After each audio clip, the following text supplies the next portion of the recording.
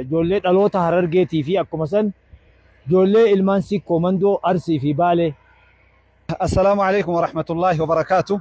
شيخ كينا شيخ جمال موسى بريزدانتي أوروميا مجلس دوراني أمس درتاء كوري دعوة فدرالة مجلس إثيوبيا كنتهن وان إجوليتين إجولي سكومندو في أكسو موتو إجولي حرر بي سعود عربيا كيستي إيغا والجيسات ننجرتو كان كيستي شيني واني حقنا يادنت تهي هنجرو جدا كان الرتمي مال إجولي الآم تبارك الله فيكم.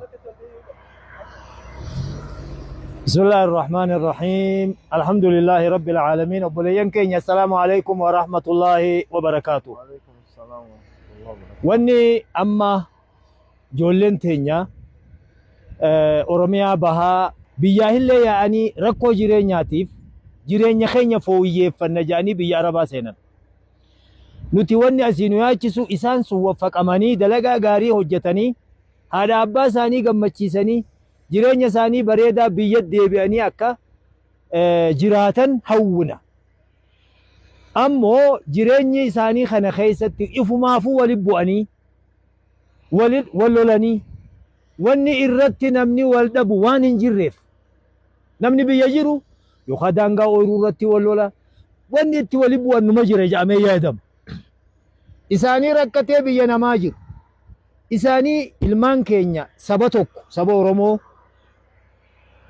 obboleeyyan ilmaan keenya ilmaan muslimaa bakka silaa wal gargaaruun bakka silaa rakkataa rakkoo isaanii baasuun hunda isaaniitii irratti waajibii ofii isaaniitii waliin bu'uun nuuf gadda seenaa gurraacha dhaamsi nuti dhaamnu amma an akka nama tokkotti akka abbaa isaaniitti akka sheekha islaamaa nama tokkotti wanni sun hujii shayxaanaatii hatattamatti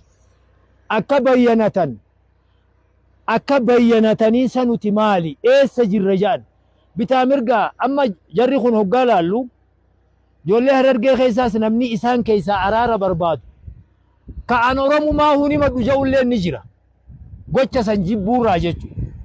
Ijoollee Sikkoomandoo keessaa illee namni ani gocha kana ijoollee kunoo ganda kanaa jalqabe ijoollee teenya akkana godhe jee namni wal balaaleeffatu numa jira. Obboleeyyan keenya ilmaan keenya namni dhaamsi kiyya kun bira ga'u ilmi namaa lolaan walin moohu daa'iman wa abadan yoo humnaan wal kuffisellee yeroo walitti eeggata waan ta'eef seenaa teessan hin balleessinaa. Wanni nuti amma dhageenyu viidiyoottis argaa jirru badii takka qofaan badii irra deddeebi'ee namni wal qabee wal tumuun muslima ta'ee seera ala. Ammoo waan badii dalagamu san viidiyoo waraabuunis badii lammaffaati. Wal harkisuunis badii lammaffaati. Badii sadaffaati. Obboleeyyan keenya ani wanni dhaamu daffitti gama araaraa akka deebitanii maqaan nu badaa biyya teenya tana keessatti nama saba Oromoo ka amantaa tana waliin hin qabne wajji hedduu jirra. Obboleeyyan kiyya akka tasaa'ani walgahii biraatiif dhufee Abu Musaabii fi Ustaaz Sa'ad kaleellee sa'aan nutti dhihe malee dheengaddallee an asuma ture galgala magriba booda sagantaa dabarsee duuba namni wanni waliin moo wanaa isinii hima kabajaa fi jaalalaa wal mo'a. Arsii fi Harargeen wal loluu dhiisi inuma malu kun muhaali. Kanaaf hin gabaabsinaa Abu Musaab waan ja'u isaafin dhiisaa sagantaa kana achi keessallee seenee hedduu dhaamsa akka isinii dabarsaa jirus quba qabaa bitaa mirgarraa dubbii fuudhee dhaamsa nagaa akka dabarsaa jiru quba qabaa. Nu obboleeyyanii wal dhabbuu nurraan eegamuu araara buusaa isiniin jenna kabajaa fi jaalalatti akka deebitan dhaamsa isinii godha. Namoonni immoo biyya alaa teessan dhaamsa lammaffaa kan Jarman jirtan Ameerikaa jirtan Rabbi sodaadha. Biyya adda addaa teessanii miskiina ifiifuu poolisii Arabaa jalaa eessa seenna jedhu walit dhiibuu kanarraa Rabbi sodaadha. Seenaa hamaatu nu galmeessee dabra. Wanni hundi ni dhufti ni dabarti booda seenaan isin hin dagatuu beekan seenaan gaafas maa calliftan akka nuun hin jenneef ofirraa dubbanna hammaattanis walgattanis ilmaan keenyarraa bakka dhaytan hin qabdan isin hundinuu ilmaan keenya assalaamu alaykum wa rahmatullah السلام ورحمة الله وبركاته. ما شاء الله. السلام عليكم ورحمة الله وبركاته.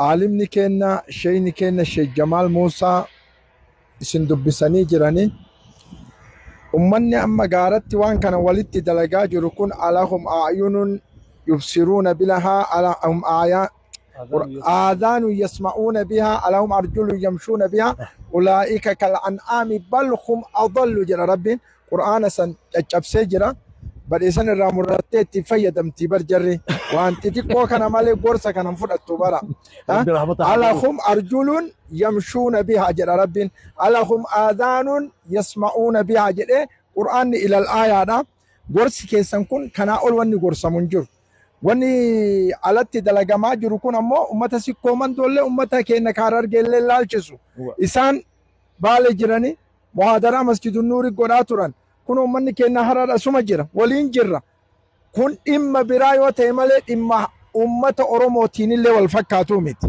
yoo nu hin dubbanna jedhan ijoollee gaddeebitanii dubbata sun inni mataan isaatu ijoolleedha dubbii akkasii namni dubbatu hawaasa wal rukutaa hawaasa wal miidhu irratti hatta mootummaan osoo danda'ame seenee waan kana tasgabbeessuu qaba wanni akkuma mootummaan Fidel Castro jedhe san mootummaan Kuubaa Afrikaa dawlaa 55 bulchuurra Awurooppaa dawlaa 28 bulchuu wayya jedhe takkatti Afrikaa bulchuurra fitnaan isii fitnam hin dhaabatu yoo kana cuftu kaantu banama ilaa yoomil qiyaamaa waan kana ta'eef rakkoon kun akka dhaabatuuf dhaamsi akiraa kan isinii dhaamu warri ala teettan artistii moo maali wanni sirbitu tun artistii jettanii hawaasa walitti kaaftan garas gortanii garana gortanii kun dhimma ulamaa biyyaallee laalchisuu miti dhimma hawaasa biyyaallee laalchisuu miti akira wanni nu isinii dhaamnu taariikni isin dalaydan kun ammoo kitaaba nama barreessisiisa duraan sila oromoo tanarratti namni dalage nama san immoo ummata kana jechuu waa baay'ee keessa nu naqee kana waan ta'eef nu akka ummata islaamatti akka ummata oromootti wanni gaara keessaa nu laalchisa hawaasa keenya garuu ammoo wanni dalagamu nu laalchisu nulleen fakkaatu ulamaa kennalleen fakkaatu meesheessa adillee kalimateenii dabarsanii saniin booda risaalaan teenne isin bira